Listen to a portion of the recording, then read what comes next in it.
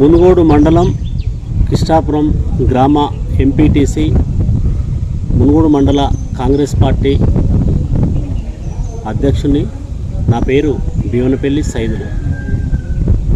ముఖ్యంగా చెప్పేది ఏంటంటే, గతంలో టీఆర్ఎస్ గవర్నమెంట్ ఉన్నప్పుడు ప్రజలకు న్యాయం ఏం జరగలేదు. ఒక కనీసం పేదవారికి గవర్నమెంట్ ఇండ్లు కూడా ఇయ్యని పరిస్థితి ఉన్నది. అదేవిధంగా కాంగ్రెస్ పార్టీ అధికారంలోకి రాగానే ప్రజలు కూడా సంతోషంగా ఉన్నారు. ప్రతి పేదవారికి కూడా న్యాయం జరుగుతుంది. ప్రతి ఇండ్లు లేని వారికి కూడా కాంగ్రెస్ గవర్నమెంట్ల ఇండ్లు వస్తాయి.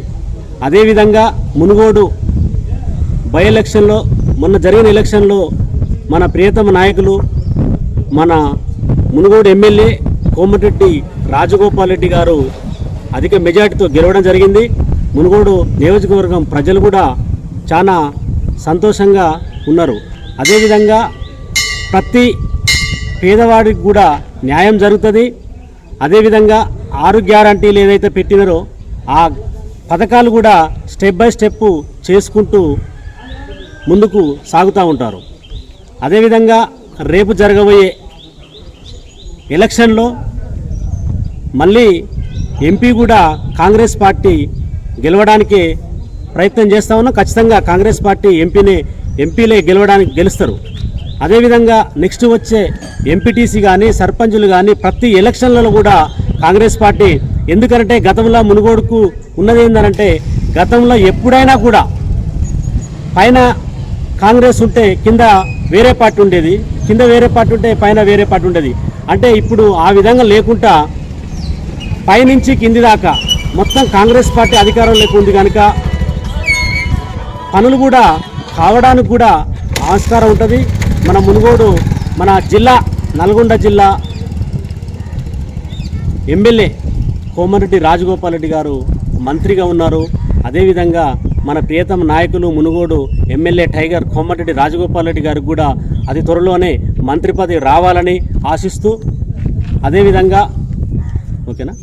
గతంలో బీఆర్ఎస్ పార్టీ పాలన ఎట్లా ఉందండి? మీ నియోజకవర్గం గతంలో బీఆర్ఎస్ ఎమ్మెల్యే కదా, పాలన ఎట్లా ఉంది? గతంలో ఉన్న బీఆర్ఎస్ గవర్నమెంటు చూసుకుంటే ఎవరికి కూడా న్యాయం జరగలేదు ప్రజలకు. ఎందుకనంటుందంటే ఆ మాట, ఏ గ్రామానికి పోయినా కూడా మద్యం ఏరులై పారింది.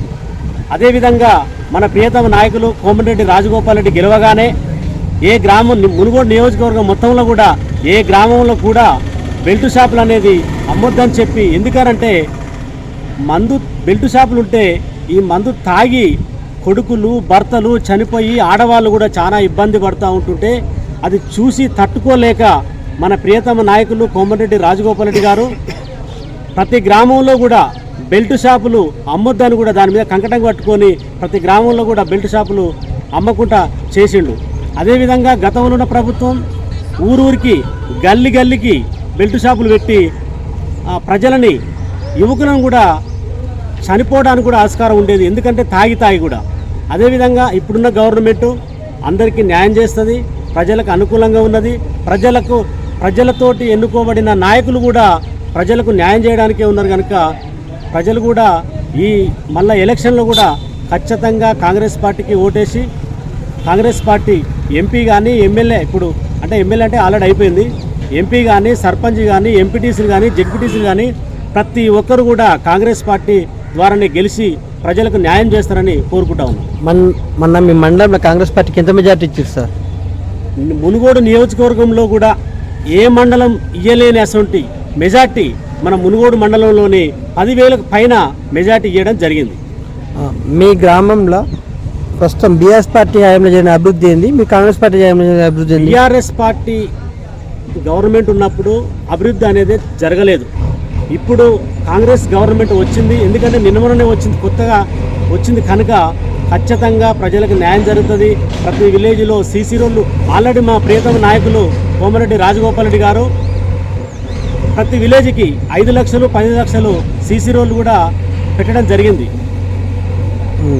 అయితే ఆపని చెప్పొచ్చేసి కాంగ్రెస్ గవర్నమెంట్కు బీఆర్ఎస్ గవర్నమెంట్కు తేడా ఏందనంటే ప్రజలకు ఇండ్లు కట్టుకోలేని ప్రజలు ఉన్నప్పుడు కూడా అదే వైఎస్ రాజశేఖర రెడ్డి గవర్నమెంట్ ఉన్నప్పుడు ప్రతి పేదవాడికి పార్టీలతోటి సంబంధం లేకుండా ప్రతి పేదవాడికి ఇండ్లు ఇవ్వడం జరిగింది.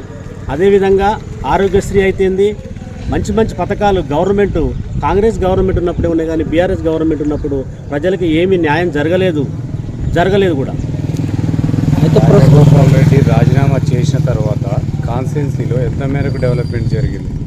రాజగోపాల్ రెడ్డి గారు రాజీనామా చేసినాక మునుగోడు నియోజకవర్గంలో కూడా మన భారతదేశంలోనే కూడా అంతా కూడా అన్నిటికంటే ఎక్కువ కూడా జనాలు కూడా మునుగోడు వైపే చూసారు. ఎందుకనంటే రాజగోపాల్ రెడ్డి గారు రాజీనామా చేయంగానే ప్రతి ఊరికి ఫండ్ రావడం జరిగింది. ఎందుకనంటే అది రాజీనామాతో టీఆర్ఎస్ పెట్టినది అది కాదు, అది ఓన్లీ రాజగోపాల్ రెడ్డి గారు రాజీనామా చేసినందుకే ఆ భయానికే వాళ్ళు కొన్ని ఫండ్స్ ఇవ్వడం జరిగింది. అయితే చెల్లమల కృష్ణారెడ్డి అంతకుముందు కాంగ్రెస్ పార్టీలో ఉండు, మళ్ళీ తిరిగి మళ్ళీ కాంగ్రెస్ జాయిన్, ఆయన వల్ల కాంగ్రెస్ పార్టీకి ఉన్న క్యాడర్ బలం పెరిగింది అనుకుంటారా? అది మేము ఎట్లా చెప్పలేము. ఎందుకంటే ఇప్పుడు మా ప్రియతమ నాయకులు కోమటిరెడ్డి రాజగోపాల్ రెడ్డి గారు కానీ, ప్రియతమ నాయకులు కోమటిరెడ్డి వెంకరెడ్డి గారు కానీ వాళ్ళు మన రేవంత్ రెడ్డి గారితో మాట్లాడేది ఆ విషయం మా దాకా తెలియదు. అది పెద్ద లెవెల్ పై లెవెల్ కనుక దాని గురించి మేము ఎక్కువ మాట్లాడదలుచుకోలేదు. అయితే మీ మండలంలో ప్రస్తుతం గెలిచిన ఎమ్మెల్యే రాజగోపాల్ రెడ్డి మీకు అందుబాటులో ఉంటుందా?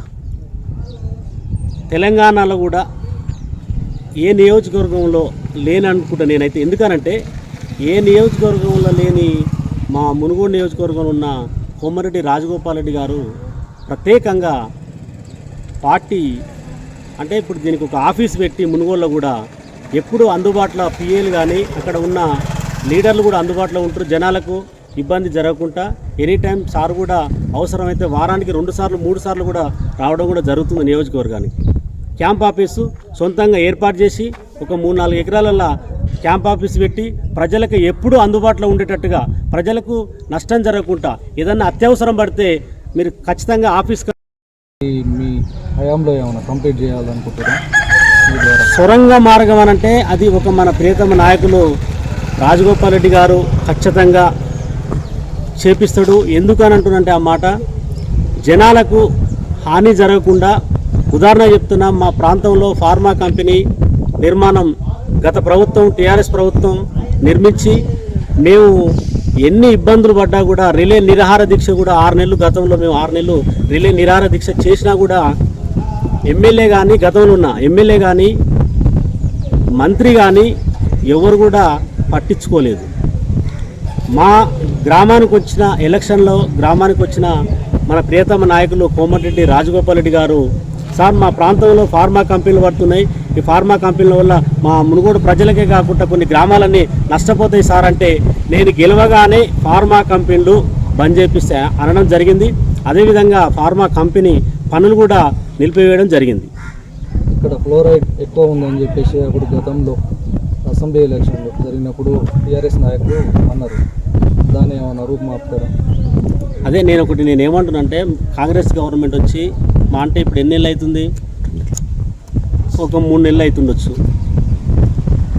ఇంకా 5 సంవత్సరాలు ఉన్నది.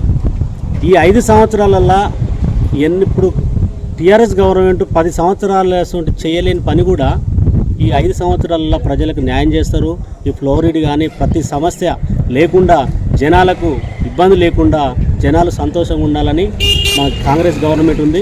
అదేవిధంగా ప్రతి ఒక్కరికి కూడా న్యాయం జరుగుతుంది, అందరూ కూడా సుఖ సంతోషాలతోటి ఉండాలని కూడా మా రాజగోపాల్ రెడ్డి గారు కూడా ప్రతి గ్రామం కూడా తిరుగుతూ ఉంటుండు. ప్రతి గ్రామంలో బెల్ట్ షాపులు కూడా బంద్ చేయాలని కూడా కంగడం కట్టుకొని ప్రజలు కూడా ముఖ్యంగా మహిళలు అయితే రాజగోపాల్ రెడ్డి గారిని చేతులెత్తి మొక్కుతున్నారు. ఎందుకు అని అంటున్నట్టు ఆ మాట, ప్రతి గ్రామంలో కూడా తాగి పిల్లలు కానీ తండ్రులు కానీ ఇబ్బందులు పడ్డాయి, కొంతమంది చనిపోవడం జరిగింది. అదేవిధంగా మహిళలు కూడా ఖచ్చితంగా ఈ వైన్స్ బంద్ చేయాలనే దాని మీద ఉన్నారు. ప్రతి గ్రామంలో కూడా కమిటీ వేయడం జరిగింది. ఆ కమిటీ ద్వారా కూడా ఈ బెల్ట్ షాపులు అనేది బంద్ చేయడం జరుగుతుంది. ఇప్పుడు ఫ్యాక్టరీలు బంద్ చేస్తారని అంటారు. ఇప్పుడు ఏమన్నా మీరు ఇప్పటివరకు ఆ ఫ్యాక్టరీ మీద ఏమైనా కంప్లైంట్ ఇచ్చుడు కానీ అధికారులను కలిసుడు కానీ ఏమైనా జరిగిందా మీ గ్రామం నుంచి? మేము గతంలో టీఆర్ఎస్ గవర్నమెంట్ ఉన్నప్పుడు టీఆర్ఎస్ ఎమ్మెల్యే కాడికి పోయినాం, టీఆర్ఎస్ మంత్రి కాడికి పోయినా కూడా దాని గురించి ఏమాత్రం కూడా పట్టించుకోలేదు. అదేవిధంగా పనులు నడుచుకుంటూ ముందుకు పోతూ పోయినాయి కూడా. మేము రిలే నిరాహార దీక్ష 6 నెలలు మా కృష్ణపురం గ్రామంలో అఖిలపక్షాల ఆధ్వర్యంలో రిలే నిరాహార దీక్ష చేసినా కూడా దాన్ని ఏమాత్రం కూడా పట్టించుకోలేదు. అందుకే నేను ఇంతకుముందే చెప్పిన మొన్న ఎలక్షన్లో మా ప్రియతమ నాయకులు రాజగోపాల్ రెడ్డి గారు మా కృష్ణపురం గ్రామానికి రావడం జరిగింది. వచ్చినప్పుడు అక్కడ ఉన్న ప్రజలు కానీ మేము కానీ సార్ మా ప్రాంతంలో ఫార్మా కంపెనీ పడితే మాకు ఇబ్బంది అవుతుంది సార్, ఈ ఫార్మా కంపెనీలు ఎట్లయినా బంద్ చేయాలి సార్ అంటే అదేవిధంగా ఏ మాట అయితే ఇచ్చిండో అదేవిధంగా ఇప్పుడు ప్రజెంట్ ఫార్మా కంపెనీ పనులు మాత్రం ఆపివేయడం జరిగింది.